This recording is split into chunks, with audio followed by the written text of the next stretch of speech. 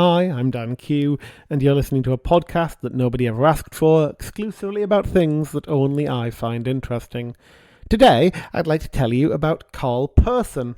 As usual, there's a blog post to accompany this episode. Find the link wherever you listen to your podcasts, or look me up at danq.me.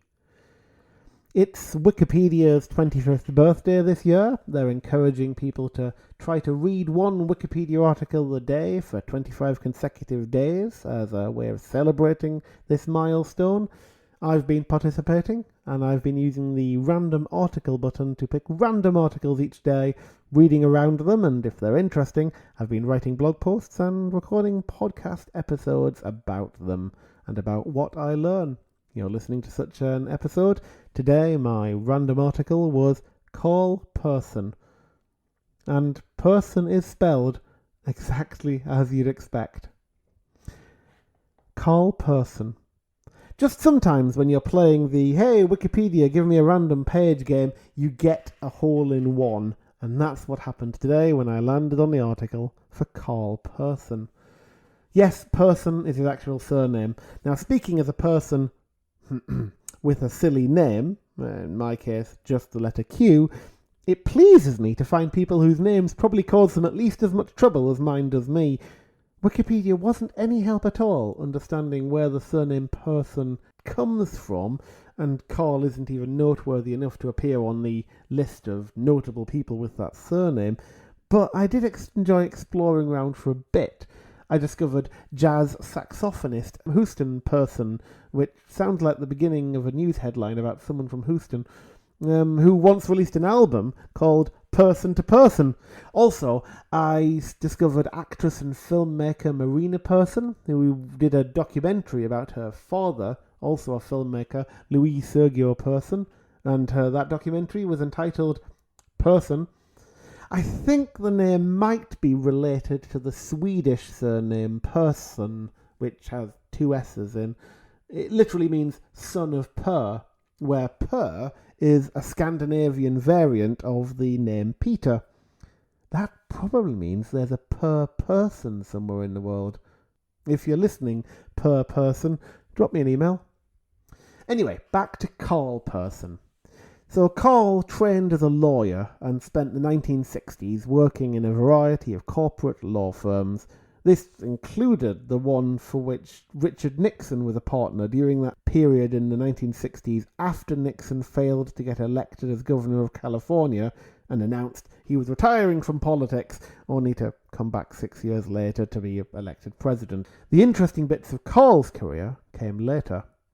After the American Bar Association endorsed the concept of a paralegal in 1967, Person founded the Paralegal Institute, a name that's now so polluted with people using it that even the closest named Wikipedia article seems to be talking about something similar but different, although this seems to be pretty much par for course in the American paralegal system. Did you know that a certified paralegal and a certificated paralegal are two completely distinct and non-interchangeable things? Law is weird. Anyway, other things that Carl did as part of his legal career included representing other members of the Teenagers, a band who were at the time called the Premiers because, confusingly, this band changed their name to the Teenagers when they got older. Anyway, he represented members of the Teenagers in their effort to reclaim shared copyright of their 1956 doo-wop hit Why Do Fools Fall in Love from lead singer Frankie Lymon and G Records. He represented playwright Mark Dunn in his successful claim that The Truman Show was based upon his 1992 play Frank's Life, whose script he had previously attempted to sell to Paramount.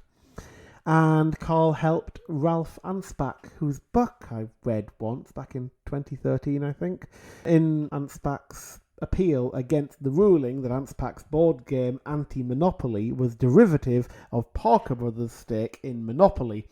The appeal was successful, at least in part, because Person and Anspach were able to prove that Monopoly itself was derived from Lizzie McGee's The Landlord's Game. As a fun fact, this was actually the second time Carl successfully took on the Parker brothers in court, the first being the Masterpiece case when he represented Christian Thie, but I digress. In 2012, Persson put himself forward to be the Libertarian candidate for the presidential election, losing out to Gary Johnson, who in turn had switched sides after he realised he wasn't going to become the Republican nominee. Gary Johnson eventually got 0.99% of the popular vote, almost breaking that 1% barrier that only 33 third-party candidates have ever achieved in US history. That's not a bad bit of reading for a hole-in-one article. Once again, this episode was based on a blog post which you can find on danq.me, and if you enjoyed it, leave a comment there or drop me an email on podcast@danq.me. And as always, Dan Q for listening. Dan Q very much.